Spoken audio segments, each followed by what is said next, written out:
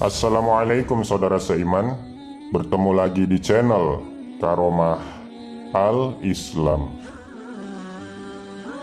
Alhamdulillahirabbil alamin. Allahumma salli ala sayyidina Muhammadin wa ala alihi wa sahbihi ajma'in. Dalam kitab Al-Minhaj Syarah Sahih Muslim, Imam Nawawi berkata, tidaklah seseorang dimasukkan ke dalam surga semata-mata karena amal ibadahnya.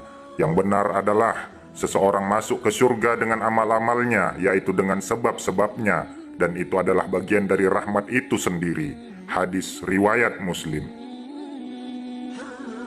Dari Abu Hurairah radhiyallahu anhu bahwa Rasulullah shallallahu alaihi wasallam bersabda, tidak seorang pun di antara kalian yang akan diselamatkan oleh amal perbuatannya. Mereka bertanya, engkau pun tidak wahai Rasulullah? Rasulullah menjawab, aku juga tidak. Hanya saja Allah melimpahkan rahmatnya kepadaku. Hadis riwayat Bukhari dan Muslim.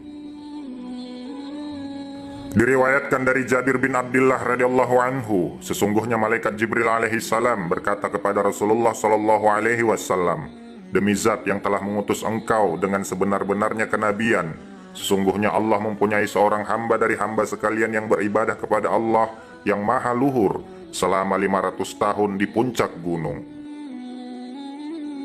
Allah subhanahu wa ta'ala memancarkan mata air yang segar untuknya. Air segar itu menggenang di bawah gunung, dan Allah menumbuhkan pohon delima dan sebutir buah delima tumbuh setiap hari untuknya. Maka ketika waktu sore hari, dia turun dan mengambil wudhu dan mengambil buah delima, lalu dia memakannya. Kemudian dia berdiri untuk mendirikan sholat dan meminta kepada Allah agar mencabut nyawanya dalam keadaan sujud, dan agar Allah tidak menjadikan bumi dan segala sesuatu untuk menghancurkan jasadnya, sehingga Allah membangkitkannya dalam keadaan sujud. Maka Allah subhanahu wa ta'ala pun mengabulkan permohonannya. Berkatalah malaikat Jibril alaihi salam, maka ketika kami melewatinya ketika kami turun dan naik ke langit, kami melihatnya tetap dalam keadaan sujudnya. Malaikat Jibril alaihi salam melanjutkan, kami mendapati di dalam Lauhil Mahfuz bahwa ia akan dibangkitkan pada hari kiamat dan ditempatkan di hadapan Allah dalam keadaan sujud. Kemudian Allah subhanahu wa ta'ala berfirman, masukkanlah hambaku ini ke dalam surga dengan belas kasih sayangku karena rahmatku. Kemudian hamba itu berkata, ya Allah, masukkanlah aku ke surgamu dengan amalku. Kemudian Allah subhanahu wa ta'ala berfirman kepada malaikatnya, hitunglah amal hambaku ini dengan nikmat yang telah kuberikan dengan amal yang dilakukannya. Maka didapatilah nikmat melihat yang diberikan Allah kepadanya telah melebihi ibadahnya selama 500 tahun, dan masih tersisa nikmat anggota badan lainnya yang belum dihitung. Maka Allah subhanahu wa ta'ala berfirman, masukkanlah hambaku ini ke dalam api neraka.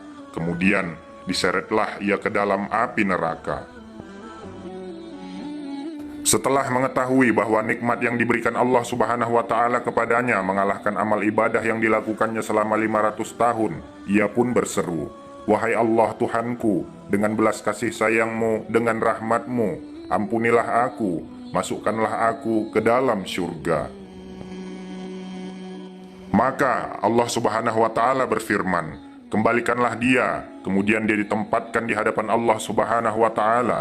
Lalu Allah subhanahu wa ta'ala berfirman, hambaku, siapakah yang telah menciptakanmu, dan engkau itu bukan siapa-siapa? Maka hamba itu menjawab, engkau ya Rob. Kemudian Allah subhanahu wa ta'ala berfirman, siapa yang menetapkan engkau pada gunung yang dikelilingi lautan, yang mengeluarkan mata air segar dari air lautan yang rasanya asin, dan yang mengeluarkan sebutir delima di setiap sorenya?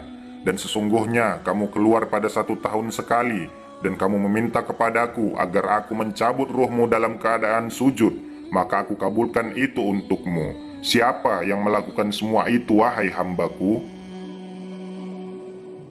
Maka hamba itu berkata, engkau ya Rob. Dan Allah subhanahu wa ta'ala berfirman, maka semua itu berkat rahmat kasih sayangku, engkau dimasukkan ke dalam surga dengan rahmatku. Maka berkatalah malaikat Jibril alaihi salam, sesungguhnya segala sesuatu itu adalah karena rahmat belas kasih sayang Allah subhanahu wa ta'ala. Rasulullah Shallallahu Alaihi Wasallam bersabda, sesungguhnya Allah sangat sayang terhadap hambanya itu daripada kasih sayang seorang ibu kepada anaknya. Wahai orang yang berdosa, janganlah berputus asa dari rahmat Allah, maka berprasangka baiklah kepada Tuhanmu dan bertaubatlah kepadanya. Sesungguhnya seorang hamba tidak jauh kepada Allah, terkecuali orang yang celaka. Demikianlah kisah seorang hamba yang beribadah selama 500 tahun tapi diseret ke neraka karena takjub dengan amalnya. Semoga kita dapat mengambil pelajaran dari kisah sang ahli ibadah itu, sehingga dapat menambah ilmu dan menambah ketakwaan kita kepada Allah Subhanahu wa Ta'ala. Jika berbicara tentang surga dan neraka, maka tidak lepas dari rasa takut akan azab Allah Subhanahu wa Ta'ala dan keinginan selamat dari azabnya. Kisah ini tertuang dalam sebuah hadis antara lain diriwayatkan Imam Muslim dari Abu Hurairah dan Abu Sa'id Al-Khudri. Ada juga syarah Sahih Muslim Nawawi. Hadis ini juga diriwayatkan oleh Imam Bukhari di beberapa tempat dalam Sahih Bukhari. Rasulullah Shallallahu Alaihi Wasallam menyampaikan di hadapan sahabat-sahabatnya tentang laki-laki yang bergelimang dosa sepanjang hidupnya. Karena kelakuannya itu, lelaki tersebut berwasiat kepada keluarganya agar saat meninggal nanti jenazahnya dibakar. Lebih dari itu, ia juga berpesan agar sebagian abu jasadnya dibuang ke daratan, sebagian lagi dibuang di lautan. Wasiat itu muncul karena ketakutan yang mendalam kepada Allah Subhanahu wa Ta'ala. Ia sadar bahwa kelak Allah akan menyiksanya, dan niat untuk pembakaran dan pembuangan abu jenazahnya adalah untuk menghindari siksaan itu. Dosa-dosanya menggunung, sementara kebaikannya nihil. Ia berharap bisa lolos dari azab berat dengan menghilangkan jejak jasmani ketika kematiannya telah tiba. Maka, wasiat pun dijalankan dengan baik oleh anak-anaknya. Allah Maha Kuasa atas segala sesuatu. Ketika orang tersebut meninggal dunia, Allah memerintahkan daratan dan lautan untuk menghimpun abu itu dan menghidupkannya kembali. Kemudian Allah Subhanahu wa Ta'ala bertanya kepada lelaki itu, "Mengapa engkau melakukan hal ini?" Lelaki itu menjawab, "Karena takut ya Rob, dan engkau lebih mengetahuinya." Riwayat lain dikatakan, pada hari kiamat dengan kuasanya Allah Subhanahu wa Ta'ala menghimpun abunya dan menghidupkannya kembali. Lalu Allah Subhanahu wa Ta'ala bertanya kepada lelaki itu, "Mengapa engkau melakukan hal ini?" Lelaki itu menjawab, "Semua ini kulakukan karena rasa takutku akan azabmu ya Allah, dan engkau yang lebih mengetahuinya." Rasulullah Shallallahu Alaihi Wasallam mengabarkan bahwa lelaki itu akhirnya mendapatkan ampunan dari Allah Subhanahu wa Ta'ala. Lelaki itu berlumuran dosa, namun menjelang kematiannya ia melakukan ibadah besar, yakni khasyatullah, rasa takut kepada Allah. Catatan penting dalam kisah ini bahwa pembakaran jenazah orang yang sudah meninggal adalah hal yang dilarang dalam agama Islam. Dan lelaki yang berwasiat agar jenazahnya dibakar itu adalah seorang yang ahli maksiat, buta agama, dan tidak tahu bahwa membakar jenazah adalah hal yang dilarang. Dan semua itu dilakukannya semata-mata karena takut akan azab Allah Subhanahu wa Ta'ala. Dan inti dari seluruh kisah dalam video ini adalah seseorang hamba akan selamat karena rahmat, ampunan, dan rasa takut kepada Allah Subhanahu wa Ta'ala.